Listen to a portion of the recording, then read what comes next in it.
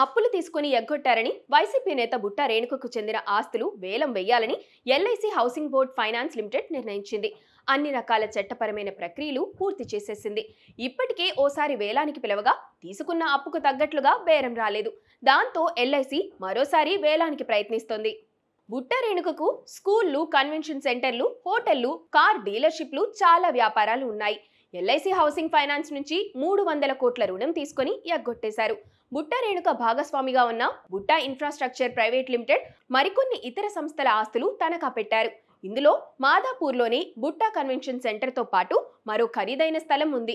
LIC housing finance నుంచి 340 కోట్ల రూపాయల రుణం తీసుకుని ఈఎంఐలు కూడా కట్టడం మానేశారు. వేలంలో ఎవరు కొనకుండా చూస్తారన్న ఆరోపణలు కూడా వస్తున్నాయి.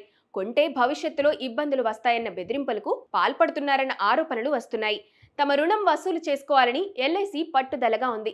ఎంతో కొంత ఇచ్చి సెటిల్మెంట్ చేసుకోవాలని, తమ ఆస్తులు వేలం వేయలేనన్నట్టుగా బుట్టా తీరు ఉందని అంటున్నారు. అయితే ఈసారి మరింత ప్రచారం కల్పించి అమ్మేయాలని ఎల్ఐసి పట్టుదలగా ఉంది.